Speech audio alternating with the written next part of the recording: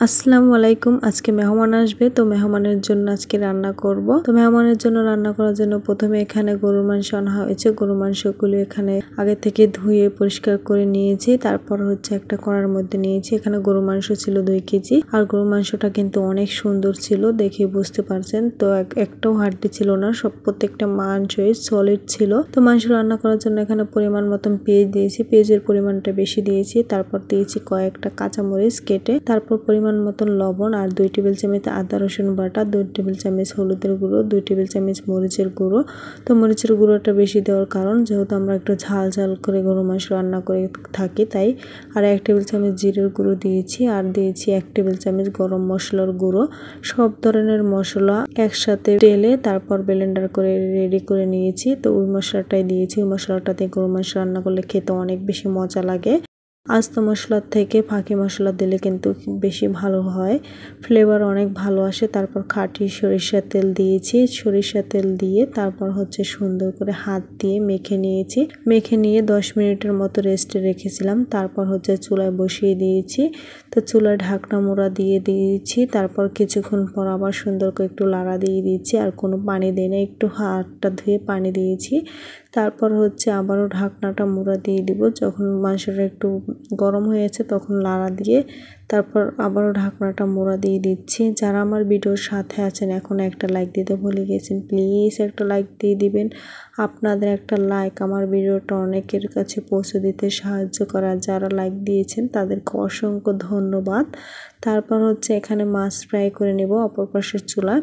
প্রথমে হচ্ছে বাইল্লা মাছ ফ্রাই করব। তো মেহমান আসবে, মেহমান অলরেডি বাসায় চলে আসছে। তো মেহমানের জন্য রান্না করছি। মেহমান হচ্ছে রাত্রে আসছে আর এটা হচ্ছে তার পরের দিন দুপুরের রান্না। তো মেহমান রাত্রে আসছে, রাত্রে গতকাল যা রান্না ছিল তাই খেয়েছি। রাত্রে তো তেমন ভারী খাবার খাওয়া হয় না, হালকা পাতলা খাবার খেয়েছে।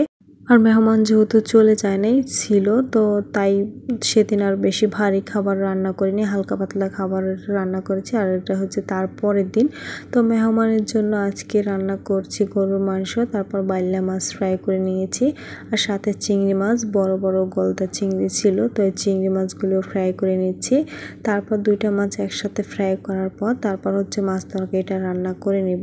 তো মাছ তরকারিটা রান্না করার জন্য এখানে প্রথমে দিয়েছি পরিমাণ মতন পেঁয়াজ, তারপর দিয়েছি কয়েকটা কাঁচামরিচ আর সরিষা তেল দিয়ে রান্না করছি। পরিমাণ মতন লবণ দিয়েছি। লবণ দেওয়ার পর তারপর দিয়েছি সামান্য পরিমাণ আদা রসুন বাটা। যেহেতু মাছের মধ্যে কোনো তরকারি দিব না, তাই মশলার পরিমাণটা কম দিতে হবে। তো মশলার পরিমাণ বেশি হলে তরকারিটা খেতে একদমই ভালো লাগবে না, মশলার গন্ধ আসবে। তাই এখানে দিয়ে দিচ্ছি 1 টেবিল চামচ হলুদের গুঁড়ো, 1/2 টেবিল চামচ জিরের গুঁড়ো, 1 টেবিল চামচ মরিচের গুঁড়ো দিয়ে সুন্দর করে মশলাটাকে কষিয়ে নিচ্ছি। তারপর হচ্ছে এখন মুরগির মাংস রান্না করে নিব। আর অফ ক্যামেরার মধ্যে মাছ তরকারি রান্না করে নিয়েছি। তো সব কিছু তো আর ভিডিওতে শেয়ার করা সম্ভব না, তাহলে ভিডিওটা অনেক বেশি বড় হয়ে যাবে। আর তাড়াহুড়া করে রান্না করছি, একটু একটু করে ভিডিও আপনাদের সাথে শেয়ার করছি। আর আমাদের বাসায় মাঝে মধ্যে আল্লাহর রহমতে মেহমান আসে, আর মেহমানকে যা পারি তাই রান্না করে খাওয়াই। তো মেহমানের রিজিকে যা থাকে তা তো অবশ্যই খাবে, রিজিক তো আর অন্য কেউ নিতে পারে না। তাই মেহমানের আসে আর আমরাও চেষ্টা করি মেহমানের পছন্দ অনুযায়ী কিছু রান্না করার। তো আজকেও বরাবরের মতোই রান্না করছি। এখানে সোনালী মুরগি রান্না করব 2টা, ঝাল ঝাল করে।